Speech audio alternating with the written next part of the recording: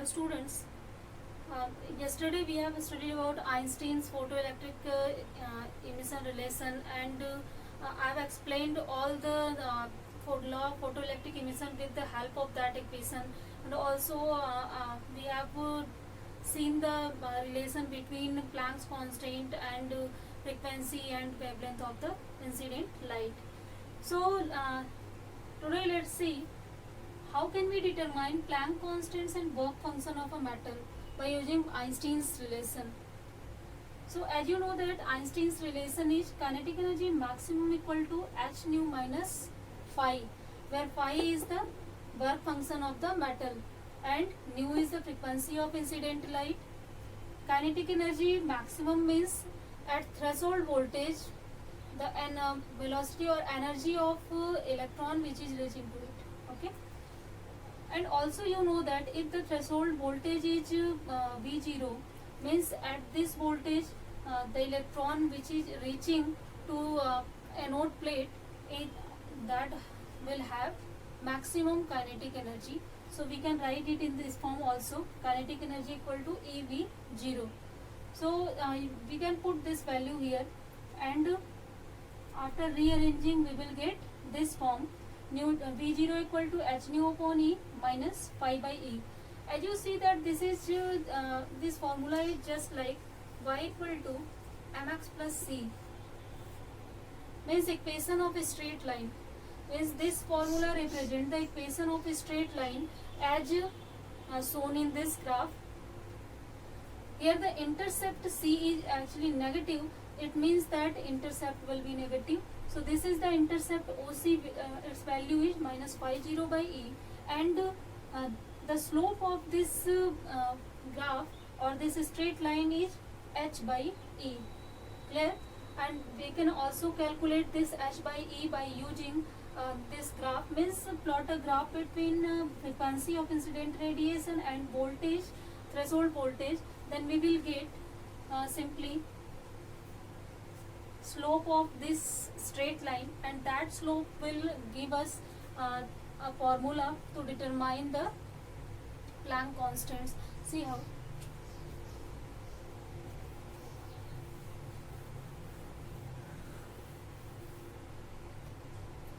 Slope of this straight line will be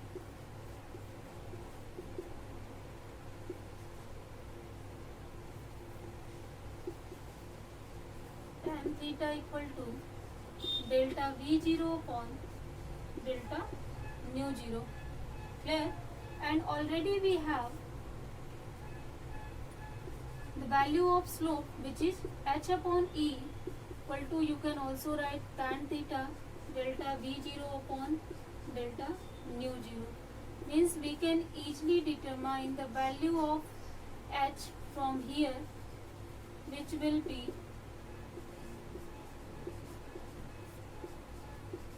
this. It means that we have to see the variation of frequency with potential, threshold potential. Then after plotting the graph we have to calculate only the slope of this straight line, and that slope will give us the value of Planck constant. Means if you know delta V0 upon delta nu 0, then definitely we can calculate easily what will be the value of Planck constant. So this is this equation also helps us to determine what is the Planck constant, and we can calculate exactly the value of Planck constants from here. Clear?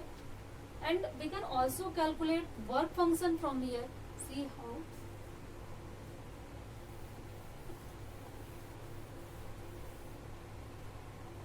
As you know that you can easily calculate this intercepts from here, and the value of this intercept is OC. Its value is minus phi by, or phi 0 you can also write as you wish. Suppose I am writing here phi. Phi is the work function, phi by E. We can also write it. So phi equal to E into OC. To eliminate this negative sign, I have taken its magnitude. The magnitude of the work function will be 4 into simply the intercept OC means if we measure simply intercept of this curve, then definitely we can easily calculate what will be the work function of the given metal. So using the Einstein's relation, we can also calculate Planck constant and work function as I said. Okay. Now let's see some important graphs related to photoelectric effect. First graph I have earlier I have told you, which is frequency versus stopping potential graph. As you know that this graph will be the straight line, and here OC is the intercepts minus pi by E, and this will be the simple. This slope will help us to calculate Planck's formula. Means if you will write this formula, then you will get V0 equal to H upon E nu minus pi by E. So according to this is the straight line. Okay. Second is frequency versus maximum kinetic energy. We can also write kinetic energy maximum equal to H nu minus phi. This is the Planck's relation easily, where pi is the work function. So if you will solve them, definitely this is also the formula of a straight line y equal to mx plus c form. So this will represented by a straight line where nu 0 is this is threshold frequency above which we can get electric current and below which we can't get that electric current. Phi is the work function. Since the intercept is negative, that's why this will be here. I think this is now clear to you what is the graph between frequency and maximum kinetic energy. See some other graphs. So next graph is frequency versus photoelectric current graph. As you know that above threshold frequency we get variation in current, but below threshold frequency we get no current. That's why the graph will be like this form. As you know that after some time when all the ejected electrons are collected to anode, then current becomes constant. Means it's attained when it's attained a saturation value, then it becomes constant. So this is the graph for the frequency versus current. Sorry, if the intensity of light is constant. Next, intensity versus stopping potential. So as you know that stopping value of stopping potential depends on frequency of incident radiation. Then if frequency of incident radiation is constant, then definitely there will be a constant value of stopping potential, and it will be independent to the intensity of incident radiation. So the graph will be this types of graph. Okay. Let's see one more graph here, which is time versus photoelectric current.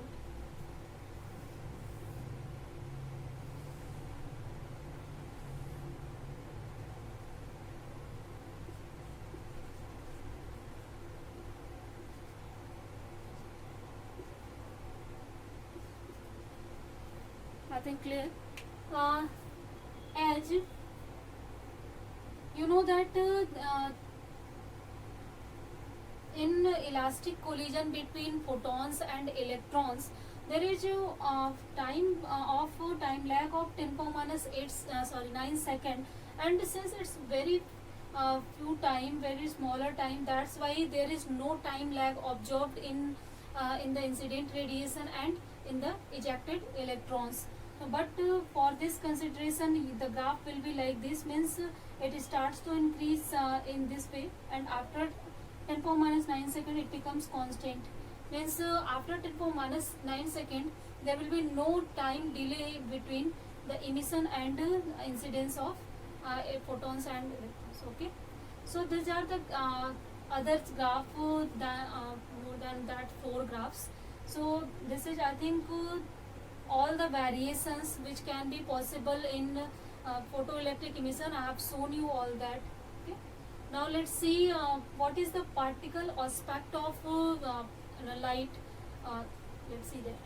So as you have studied that Einstein successfully explained the phenomena of photoelectric emission by using the particle nature of light. Later I will tell you why wave theory is felt to explain photoelectric emission. But first, what is the particle nature of light? Means this actually concept was given by Max Planck, and he's told us that light is made up of a large number of particles, which is called photon. Means and one photon or is also called quanta, and one quanta has energy equal to h nu. Clear? And also the energy of light will be the integral multiple of h nu. It means if there are n photons, then definitely energy will be nh nu, where n is 1 2 3 4 5 6 and so on. Clear? I think. And in physics, when you will study, then definitely you will find photons are a category of bosons, and they will follow Bose-Einstein condensation, and that's so on. Actually, I'm not going to tell that here, but at least keep that thing in your mind. Then there are basically three types of particles, gas molecules, which obey Maxwell-Boltzmann statistics. There are bosons which obey Bose-Einstein statistics, and there are fermions which obey Fermi-Dirac statistics. And photons are characterized in the bosons. So that's why they can explain on the basis of statistics, which is Bose-Einstein statistics. And according to that, actually number of bosons is not conserved. It means that in light, number of photons also can be in any amount. Means it will not be conserved. It will depends on the intensity of incident radiation. Simple. So this is the particle aspect of light, which is given by simply Planck's, and he gave his idea about the composition of light with photons. Means light is also like atoms are made up of so many particles like electron, proton, neutrons, and also they behaves like wave. So that's why in the same manner light is also composed of a large number of particles, and one particle is known as photon or quanta, and each quanta has energy equal to h nu.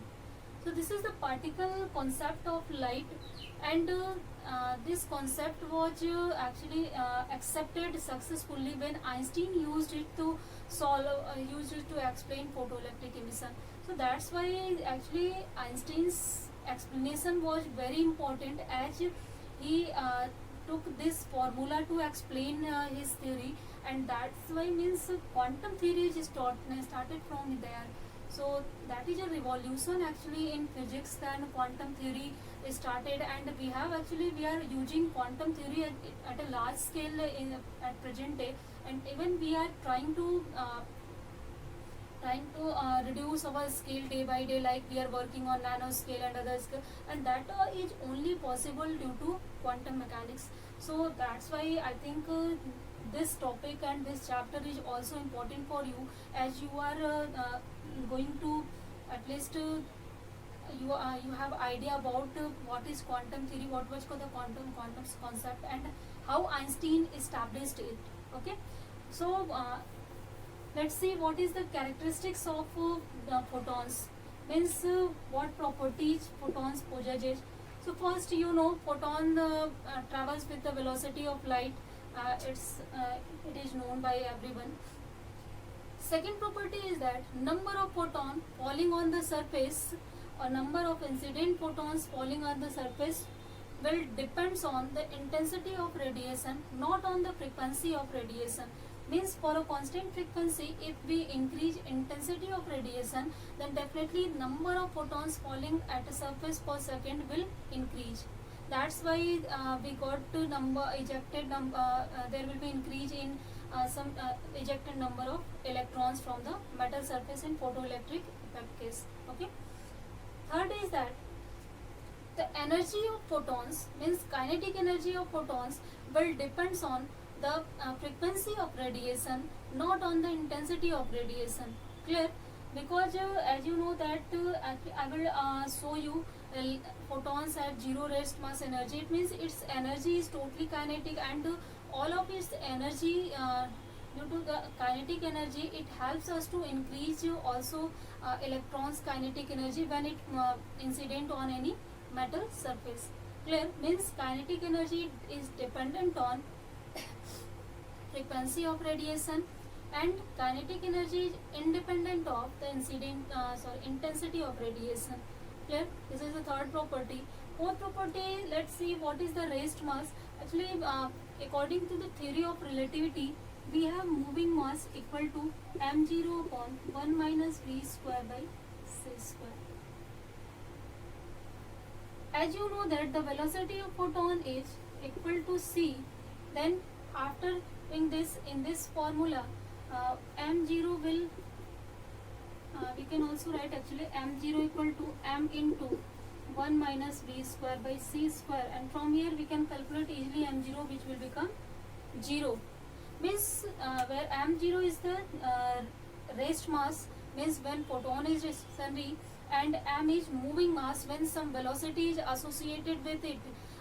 Actually the theory of relativity, concept of relativity is that when any particle is at rest, then its configuration, its calculated value or configuration can be different, and when it is moving with various velocity, different velocity, non-uniform velocity, then its mass or length or time, there will be some changes. And that is called moving mass, length, and that's on so on. So I'm not going to actually teach you that thing of relativity, but this is the moving mass. If some velocity means let us consider v is the velocity of photon through which it is moving, then we can calculate the moving mass by using, if m0 is the rest mass of the photon. So as you know that v equal to c, then we can calculate rest mass, which becomes 0. It means that photon can never be at rest, it is always moving, and that's why light never stops anywhere. When it emit from any source, after emitting from the source, it never stops, it flows forward in forward direction always. Okay, so I think this is concept is clear to you. What is this is the photon. Next is, as you know that from Planck's idea, one photon has energy equal to h nu,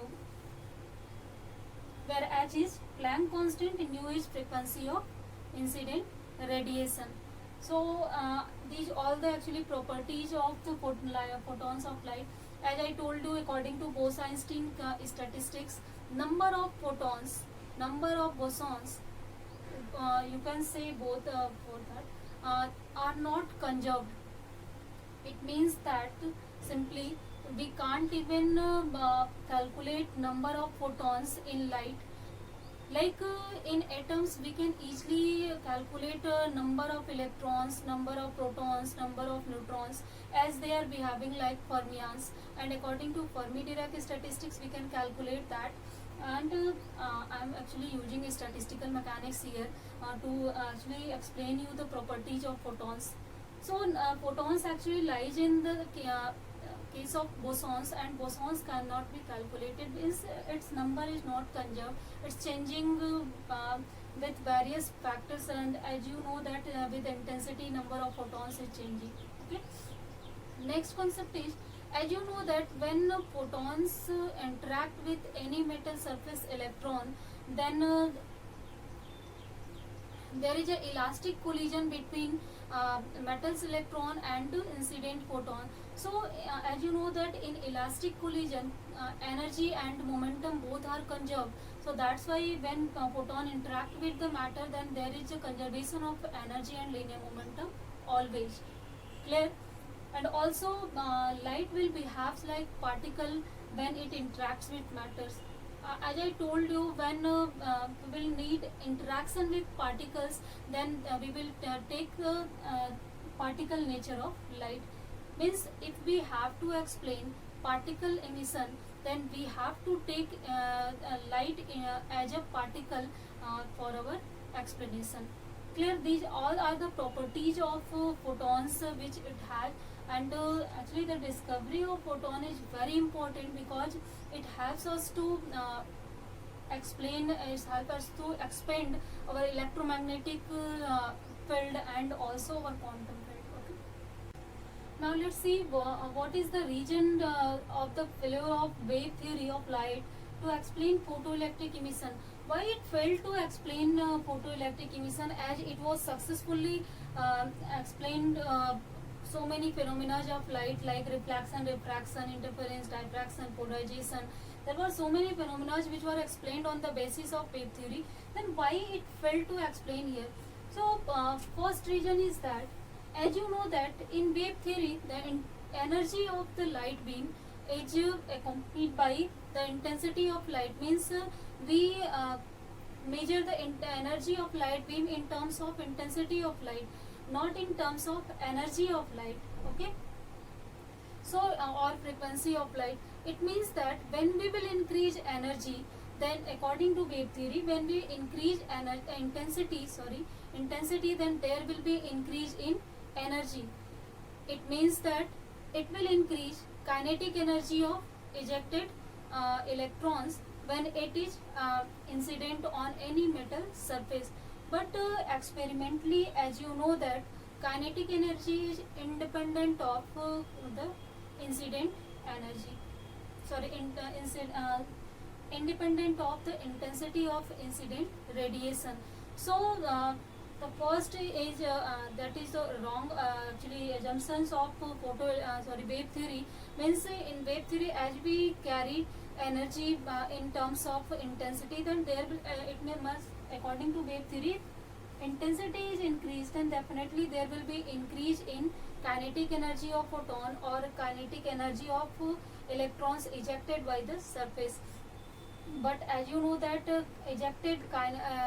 kinetic energy of ejected photoelectrons depends on the frequency of radiation, not on the intensity of radiation. So first reason is that why wave theories failed to explain photoelectric emission. Second is the same concept. As you know that kinetic energy of incident photon depends on the factor frequency of radiation, and as it was failed to explain. And also you know that if according to wave theory, if intensity is increased, then definitely there will be increase in energy. It means that when we give a sufficient intensity to a light, then definitely it will have sufficient energy to overcome the potential barrier. Means it will be greater than the work function, and easily electron can emit from the metal surface even at constant frequency or below the threshold frequency. As you know that experimentally it is established that no electron can eject below the threshold frequency. But according to wave theory, if we are increasing intensity, then definitely there will be increase in energy, and obviously if there is increase in energy, they can easily overcome potential barrier, and ejection of electron takes place even if we have frequency less than the threshold frequency. So this is the second reason why wave theory failed to explain photoelectric emission. Third is that actually wave theory tells us that when a light wave incident on any metal surface, then it gives it all energy to that metal surface continuously, means or uniformly. Means if it has energy of 10 electron volt, then it will give its 10 whole energy uniformly to the metals surface, or to all electrons present in that metal. So definitely electron will take some time to gain this energy, and if they will take some time, then definitely there will be they will take some time to emit from the metal surface. It means that there will be time lag in the incidence of in the incident radiation and ejected photoelectrons. But as you know that experimentally it is also proved that there is no time lag between incident radiation and ejected photoelectron. Actually time is very small, 10⁻⁹ second, and we can't observe that easily. So that's why experimentally it is observed nearly that there is no time lag between that, but according to wave theory, if there will be the uniform distribution of energy, then definitely electron will take some time to accumulate that, to collect that energy, and after that they will overcome the potential barrier and then they will emit from the surface, and definitely they will take some time in that process. So this is the third reason why wave theory failed to explain photoelectric emission. I think now this is easily clear to you, why wave theory failed to explain photoelectric emission, because it was unable to explain the law of photoelectric emission. Even haven't explained any topic, any one of the law of photoelectric emission. That's why we need a new aspect, a new nature of light, and that was given by Planck, and we successfully photoelectric emission was explained on the basis of particle theory. Let's see the application of photoelectric effect or photoelectric emission. There are a lot of application actually. Firstly, as you know that how can we obtain photoelectric current, then there is an application based on that factor, which is photoelectric cell. So what is the construction of photoelectric cell? I have drawn a figure here. In which you are seeing that there is a evacuated chamber in which we are used two metal plates. One is circular loop, which is acted at anode, and second is the metal plate upon which we have to incident light, and this will act as cathode. Now we will connect this cathode and anode to an electrical circuit, like to the battery and micrometer to detect the current, and to amplifier, finally to amplifier to amplify this signal. Okay, so this is the basic construction. What is the theory behind it? As you know that when light of suitable frequency incident on any metal surface, then there is a ejection of electron takes place, which is should be called photoelectric emission. So definitely if light will have suitable frequency and we will fall it on this metal surface, and we have to keep this potential here a suitable negative or positive potential with respect to anode, then at all these points, definitely after incidence of light, there will be the ejection of photoelectrons, and that ejected photoelectrons will be collected at this anode, and finally there will be a constitution of current in the circuit, which we can measure through this micrometer. Clear? Since current is very actually low, that's why we use amplifier to amplify it finally. So this is the basic I think construction of photoelectric cell. Means through light incidence, means by using light we can easily get current in the circuit, and we can use it in our daily life for the production of current. So this is the application of photoelectric effect. Actually there are so many applications actually. I will later tell you what is the application of photoelectric cell, where we can use photoelectric cell. But there is also actually, when we will study the semiconductor diode, then semiconductor diode can also work on this photoelectric emission or photoelectric effect, and there is also a device which is known as photodiode, which is used for automatic doors and for the counter circuit and so on. So actually there will be always photoelectric cell and diode will be same thing, but there is only some difference. I will tell you that in the semiconductor physics. But here as you know that what is the construction of photoelectric cell and what is the working, at which principle it is working, and how we will get current in the circuit. So let's see what is the application of photoelectric cell. So what are the applications of these photoelectric cell? Means we can also call it photocells. So photocells are used one by one. I am going to tell you. Photocells are used in television camera and phototelegraphy. Second, they are used for the reproduction of sound in the picture recorded in the picture in movie theater. And third, this can also be used as a counting device, means to count the person. We can easily use it. It can also be used for the automatic doors. Next, it can use as to switch on and off the street lights when manually, actually without manually and automatically we can actually switch on and off at dusk and dawn using this photo cells.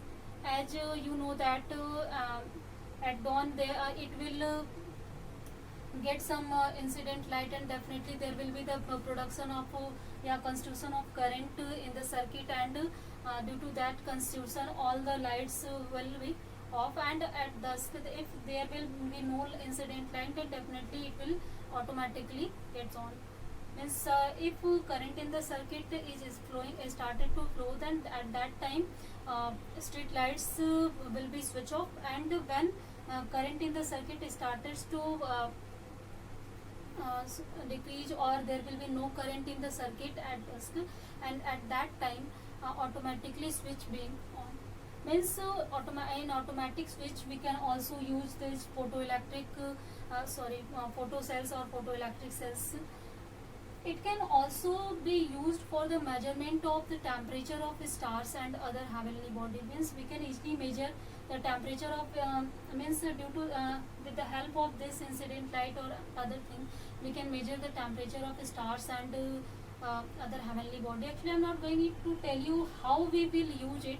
Only I am telling you the application of photo cells. These are also used as burglar alarms or fire alarms. Means if there will be anywhere if there is fire, then definitely due to that fire it will get some energy, and due to that energy there will be the constitution of current in the circuit, and definitely at that time if we connected an alarm through it, then due to that current alarm sounded, and we can use easily it in the alarm system.